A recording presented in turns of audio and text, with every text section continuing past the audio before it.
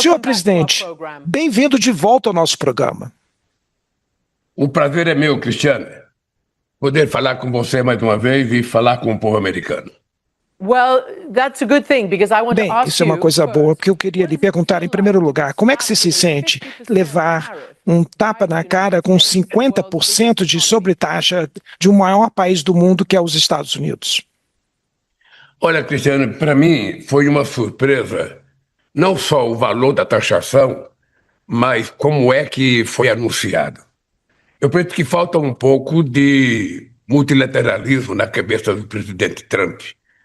E ele sabe que um problema desse se resolve numa mesa de negociação. O que eu estranhei de fato? Nós estávamos negociando com os Estados Unidos já há alguns meses, o meu ministro das Relações Exteriores, o meu vice-presidente da República, que é ministro da Indústria e do Comércio, estavam negociando. Dia 16 de março, nós mandamos uma proposta para o governo americano, depois de 10 reuniões, mandamos uma proposta dia 16 de maio, dizendo o que a gente queria e o que era possível acordar. Ora, para nossa surpresa, ao invés de uma resposta à carta que nós mandamos, nós recebemos a notícia publicada, no site do presidente da República, que não foi uma carta enviada diplomaticamente como a gente costuma enviar.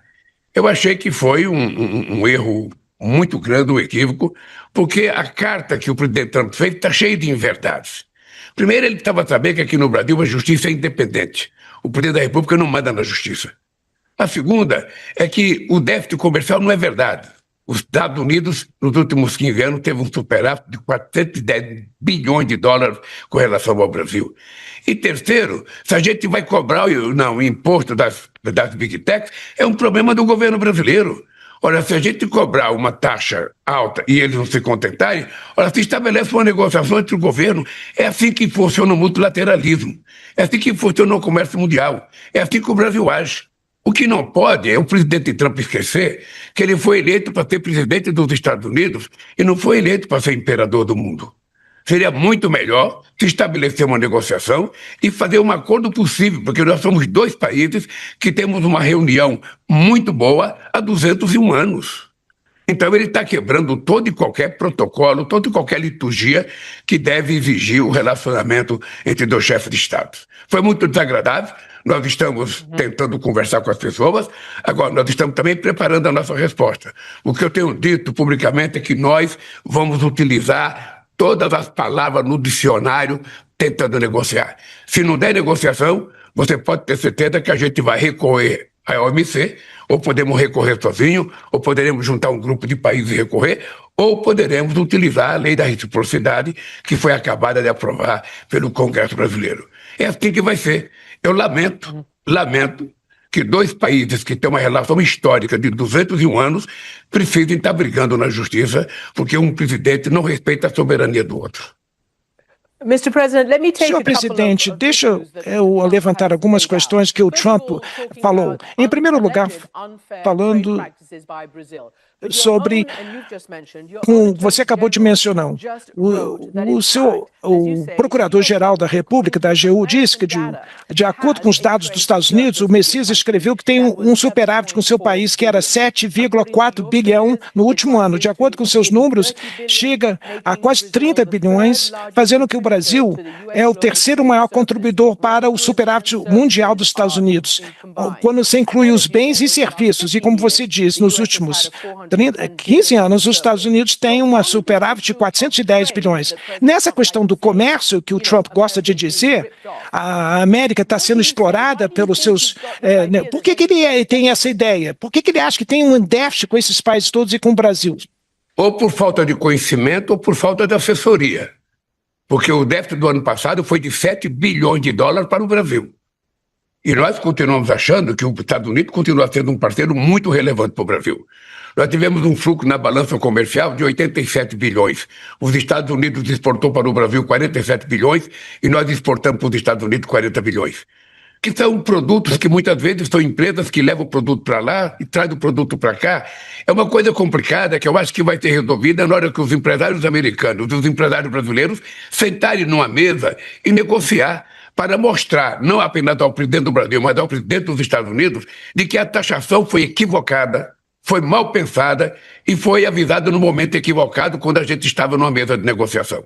Não é possível aceitar, sabe, que um país acha que pode, sabe, ditar as regras para outro país sem sentar numa mesa de conversação.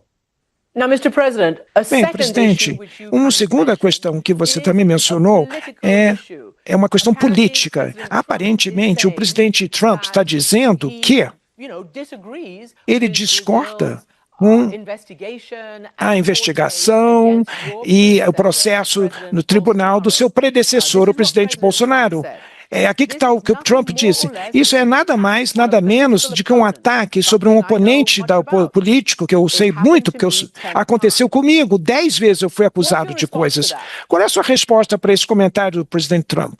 Olha, a minha resposta, Cristiano, é que o Poder Judiciário brasileiro é independente. O presidente da República não tem influência no Poder Judiciário. Eu indico o ministro da Suprema Corte, ele é referendado pelo Senado ou não, ele toma posse e vai cuidar da nossa Constituição. Veja só, o Bolsonaro está sendo julgado não é porque ele é oposição. Porque é importante lembrar que eu perdi 3 eleições nesse país. É importante lembrar que a 5ª eleição que eu disputo, sabe, e também já ganhei 4 eleições. Eu e a minha sucessora Dilma Rousseff, vai para 5 eleições que nós ganhamos. E nunca houve ninguém nesse país que tentasse estabelecer a tentativa de golpe como o Bolsonaro fez. O Bolsonaro não está sendo julgado pessoalmente, ele está sendo julgado pelos atos que ele cometeu. Ele tentou dar um golpe, tentou derrubar a democracia, ameaçou sigilosamente, sabe, a morte do Alckmin, a minha e a do presidente do Tribunal Eleitoral Brasileiro. Ou seja, ele está sendo julgado por isso. E ontem o procurador-geral fez a denúncia. Ele certamente será condenado. Eu queria dizer uma coisa, Cristiano, para o povo americano. Se o Trump fosse brasileiro e ele tivesse feito aqui o que foi feito no Capitólio, ele também estaria sendo julgado.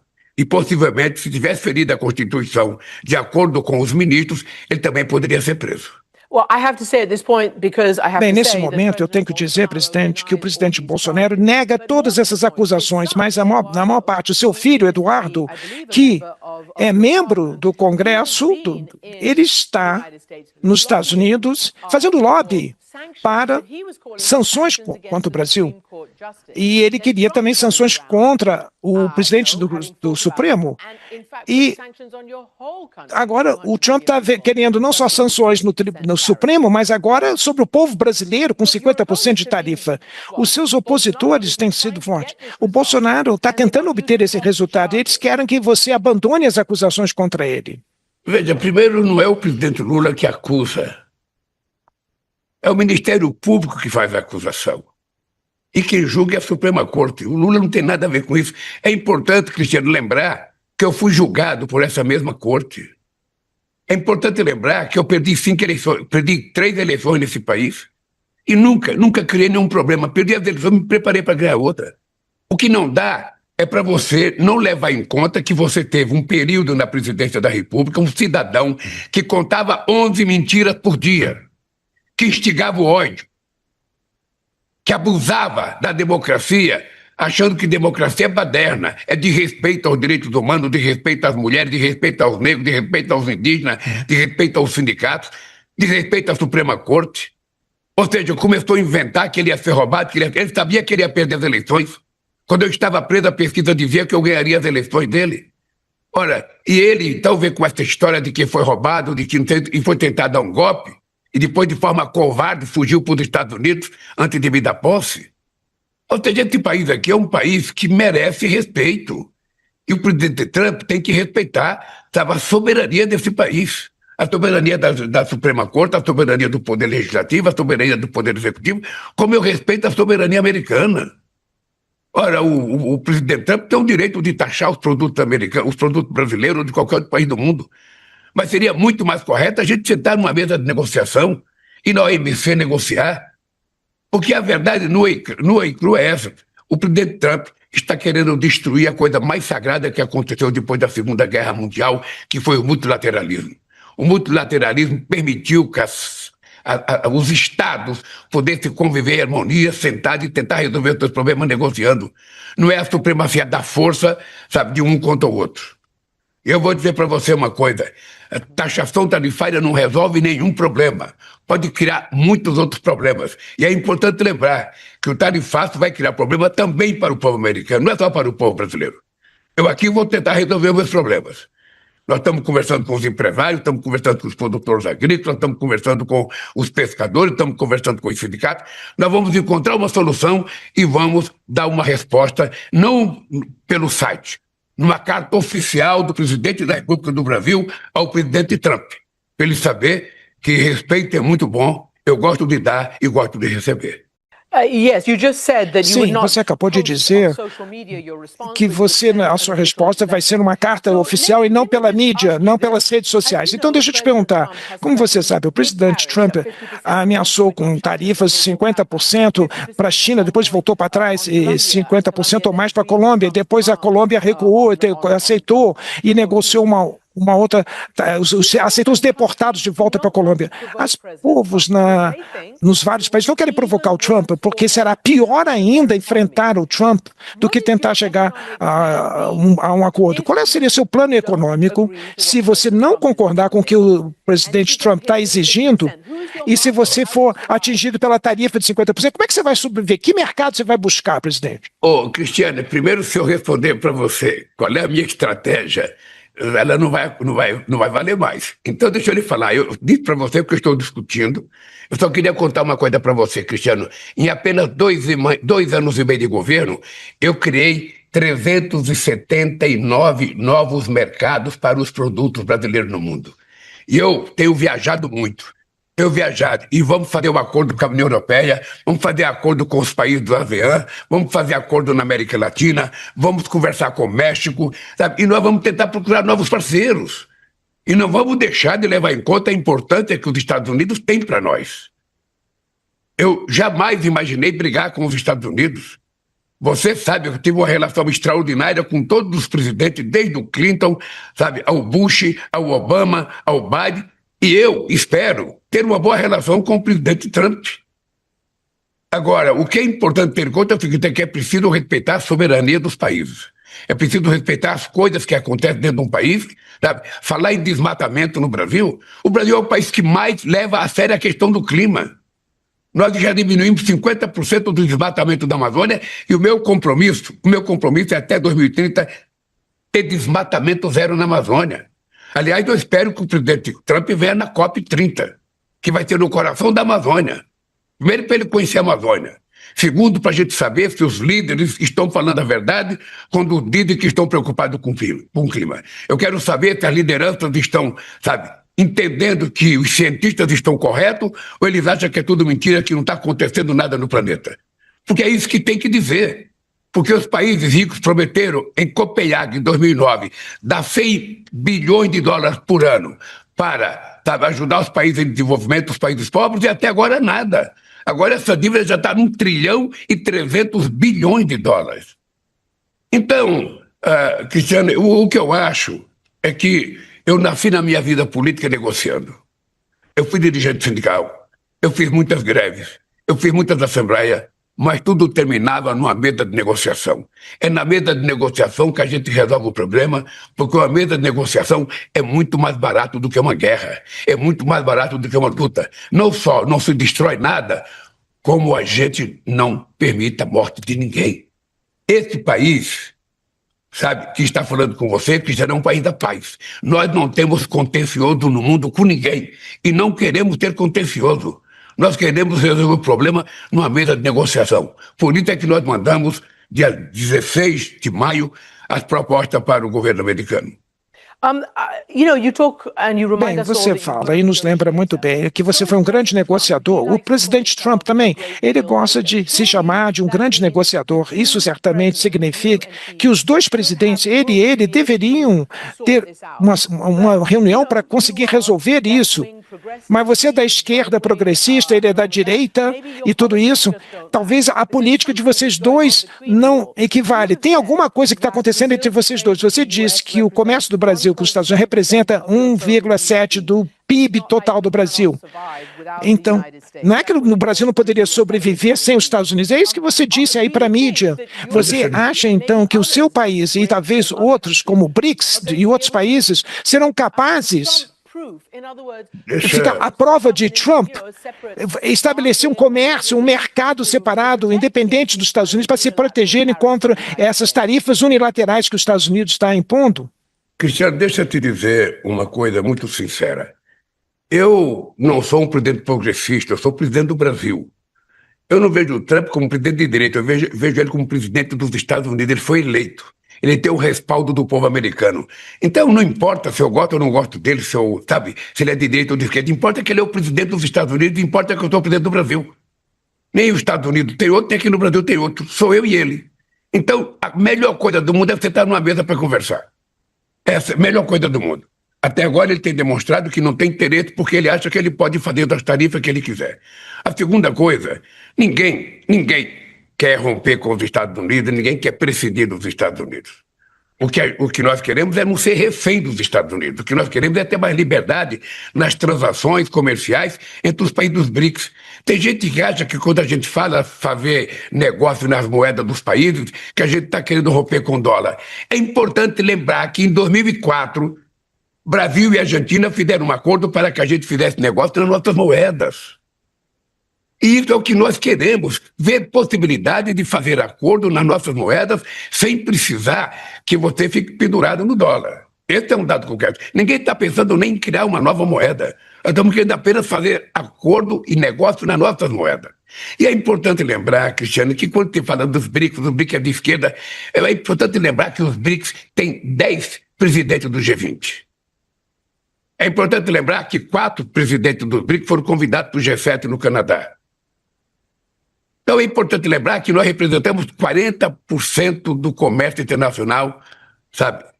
E é importante lembrar que nós temos 25%, sabe, do PIB mundial. Além do que, nós temos praticamente metade da população. E nós não queremos brigar com ninguém. O BRICS não foi criado para a gente brigar com o norte, não. O BRICS foi criado para que a gente, os iguais, discutam de forma iguais os seus problemas. Eu, por exemplo, tenho interesse muito na África, eu tenho interesse na América Latina. O Brasil é um país importante na América Latina, importante para a África, e nós queremos estreitar nossas relações. E nós queremos comprar e vender o que for possível. O Brasil é um país em busca de paz e tranquilidade. É assim que nós buscamos paz na Ucrânia, é assim que nós buscamos paz, sabe, em Gaza, é assim que nós queremos paz no continente africano, sobretudo no Congo. O Brasil não quer nem alimentar, nem participar de guerra. O Brasil quer paz e quer negociar. É importante que o governo americano saiba disso. Muito bem, então eu queria te perguntar, presidente, se você sente alguma empatia ou um conselho para o presidente Trump com relação ao presidente Putin. Você acabou de falar de paz na Ucrânia e você falou com o presidente Putin quando você visitou na desfile dos 80 anos do fim da Segunda Guerra, da vitória. Você sugeriu que você podia intermediar, mas você também viu o presidente Trump tentando convencer o presidente Putin, tentou apresentar como negociador, mediador, e o presidente Putin nem respondeu ao Trump. E o Trump está ficando muito frustrado com isso. Você também não teve muito sucesso com Putin para terminar com essa guerra. O que nós podemos falar para o presidente Putin, para você, presidente, ou para qualquer outra pessoa que queira terminar com essa guerra? O que fazer? Deixa eu te dizer o que deveria ser feito. Eu vou te dizer o que eu penso que deveria ser feito. Tá? Eu penso que era importante que se levasse em conta uma proposta feita pelo Brasil e pela China na criação de um grupo de amigos. Um grupo de amigos, escolhido pela ONU. O secretário-geral da ONU escolhe um grupo de amigos, de pessoas que não estejam envolvidas no conflito, vai à Rússia, ouve o Putin, vai à Ucrânia, ouve o Zelensky, e faz uma proposta alternativa àquilo que os dois querem. Porque aquilo que os dois querem, aquilo que o Zelensky acha que é a única condição para ele fazer um acordo, aquilo que o Putin acha que é a única condição, não vai acontecer. Essa guerra não vai ter vencedor. Então o que é importante é que tem uma nova proposta a ser feita. O problema é que não tem interlocução no mundo. Você acha? Eu fiquei feliz quando eu vi o Trump falar que ia negociar essa guerra da Ucrânia e da Rússia. Eu fiquei feliz. Embora eu tenha divergência do Trump, eu fiquei feliz quando eu vi a notícia de que ele estava disposto a ajudar a parar essa guerra. Agora, essa semana, eu ouvi ele dizer que ele vai vender mais armas. O mundo está muito estranho, Cristiano. Você veja o negócio, o mundo aumentou os países da OTAN aumentarem 5% do PIB o seu orçamento para comprar armas. E tem 733 milhões de pessoas que estão morrendo de fome. Tem outros bilhões que não têm assistência médica. Tem outros bilhões que não têm água para beber. Tem outros bilhões que não têm saneamento básico. Esse dinheiro que está sendo carreado para comprar armas deveria estar sendo carreado para ajudar os mundos pobres a se desenvolver um pouco. Porque quando o mundo pobre se desenvolver, quem vai ganhar dinheiro são os países ricos, que têm o que exportar. Mas nem essa compreensão eles têm. Então eu acho que era importante entender, não tem interlocutor para resolver esse problema da paz. É preciso que a ONU assuma a coordenação, é preciso que a ONU assuma a coordenação e é preciso que o Putin e os Zelensky concordem com a coordenação, com um grupo de países que façam uma proposta alternativa ao que eles querem. Porque senão essa guerra não vai ter fim. E eu espero, sinceramente, que o presidente Trump, ao invés de alimentar mais armas, seja mais cuidadoso para tentar fazer a paz. Ele tem força, ele pode. A mesma coisa eu penso do presidente Xi Jinping. Ele poderia ter mais influência na Rússia. Então, se você não tiver interlocutor, essa guerra vai continuar. É como Gaza. O que está acontecendo em Gaza? O Netanyahu não respeita ninguém, não respeita a decisão da ONU, não respeita a decisão dos Estados Unidos, não respeita nada. O Netanyahu está predestinado a ficar no governo e para ficar no governo tem que fazer guerra. Tem que matar mulheres e crianças. É esse mundo que nós queremos? Os Estados Unidos fazem parte do Conselho de Segurança, a China faz parte do Conselho de Segurança, a Rússia faz parte do Conselho de Segurança, a Inglaterra faz parte e a França. Onde estão o Conselho de Segurança da Paz, o Conselho de Segurança da ONU permanente, que não resolve esse problema? Quem é o interlocutor? Ninguém. Todo dia eu vejo nos jornais, alguém pediu cessar-fogo. E no dia seguinte, Netanyahu mata mais um monte de mulher e de criança. Agora mesmo matou criança que estava pegando água. Outro dia matou criança que estava buscando comida. Ou seja, cadê a governança mundial que tem que interceder? A governança mundial deveria ser feita pelos 5 membros do Conselho Permanente da ONU, que todos eles são produtores de armas e todos eles já participaram de guerra. Os Estados Unidos invadiu o Iraque sem decisão da ONU, a Inglaterra e a França invadiram a Líbia sem decisão da ONU, e o Putin invadiu a Ucrânia sem decisão da ONU. E nessa guerra de Gaza não tem interlocutor e em outras guerras da África. Então, Cristiano, falta governança mundial. Falta governança. Acho que os 5 membros do Conselho de Segurança deveriam se reunir e dizer o seguinte: olha, é preciso mudar o Conselho de Segurança porque nós não estamos tendo competência de resolver os problemas. Vamos criar uma outra governança. Aí tem que entrar a representação da América Latina, da África, do Oriente Médio, ainda tem que entrar, a Alemanha tem que entrar, o Japão tem que entrar. Ou seja, vamos mudar para ver se a gente consegue estabelecer, pelo menos, a esperança de que o mundo vai ter mais paz do que guerra. Eu entendo. Nós queremos a paz, não tem dúvida. Eu queria te perguntar, finalmente, o que você vai dizer ao povo brasileiro quando você falar em rede nacional sobre a crise da tarifa e que é uma crise que já aconteceu em mais de uma década, a maior crise entre o Brasil e os Estados Unidos. O que você vai dizer ao povo brasileiro sobre isso, presidente? Olha, eu ainda não vejo crise, Cristiano. Eu, sinceramente, eu acho que em negociação é assim. Cada um fala o que quer, também cada um ouve o que quer. É assim. Como eu acho que o Brasil deseja estar bem com os Estados Unidos, estar bem com a China, estar bem com a Bolívia, estar bem com o Uruguai, com o Paraguai, estar bem com a Argentina, eu não quero saber quem é o presidente desse país. Eu quero saber que se tiver um presidente foi eleito pelo povo e é com ele que eu quero negociar. Se o presidente Trump estiver disposto a levar a sério as negociações entre Brasil e Estados Unidos, eu estarei totalmente aberto e disposto a negociar com quem for necessário. Agora, o que é importante é o seguinte: a relação entre 2 países não pode ser assim. Eu me considero imperador, tomo uma decisão e publico no jornal. Não é possível. Isso não existe no multilateralismo, é preciso respeito. O Brasil tem dono. O dono do Brasil são 215 milhões de brasileiros, mulheres e crianças, pessoas idosas, pessoas jovens, sabe, que querem construir esse país. Estamos construindo esse país. Quando eu cheguei na presidência em 2023, esse país estava terra arrasada. Esse país estava com desemprego, esse país estava com inflação, esse país não tinha crescimento econômico, esse país estava isolado do planeta Terra. Ninguém queria vir aqui. O Trump mesmo recebeu o Bolsonaro por 15 segundos. Nem o Trump queria conversar com ele. E agora o presidente Trump fazer uma carta para mim, colocando como condição de negociação não processar o Bolsonaro.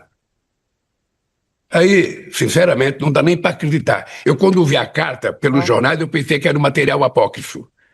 E depois eu fui ver que era mesmo, sabe, uma coisa assinada pelo presidente Trump. Então, pode ficar certo que o Brasil, no momento certo, vai dar a resposta à carta do presidente Trump. Pode ficar certo. E no pronunciamento eu vou falar com o povo brasileiro sobre o que eu estou pensando. E, sinceramente, pode estar certo. Pode estar certo. O Brasil não gosta de encrenca. O Brasil gosta de negociar e gosta de paz. Os nossos empresários já estão fazendo reunião com o nosso governo e eu tenho pedido aos empresários para conversar com os seus contrapartes nos Estados Unidos, porque está cheio de empresários também fazendo críticas à decisão do governo americano. No momento certo, eu então vou anunciar a resposta do que o Brasil vai fazer. E pode ficar certa que eu farei com muito respeito aos Estados Unidos, porque a gente tem que admirar, sabe, os Estados Unidos por ser a maior potência militar, a maior potência econômica, a maior potência tecnológica, sabe? E que precisa admitir o jeito de organização. Como é que você acha, Cristiano, que eu vou aceitar um cidadão presidente da OTAN que eu nem conheço, nem sei quem é, dar palpite sobre o Brasil? É preciso que as pessoas respeitem. Quando eu fui eleito a primeira vez, em 2003, um cidadão que era subsecretário, sabe, do Bush, deu um palpite na economia brasileira. Eu falei, eu não quero saber, sabe, do sub.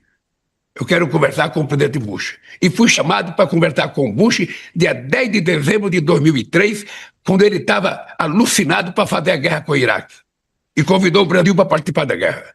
Eu disse para o presidente Bush, a guerra do Brasil é contra a fome no meu país. Tem 54 milhões de pessoas passando fome. Eu não conheço Saddam Hussein, nunca fui no Iraque, está a 14 mil quilômetros do meu país, eu não quero guerra. Eu quero é fazer uma guerra contra a fome e vou acabar com a fome. E acabamos com a fome no país. Agora que eu voltei 15 anos depois, tinha 33 milhões de pessoas passando fome. Vou acabar com a fome este ano ainda, Cristiano. Este ano.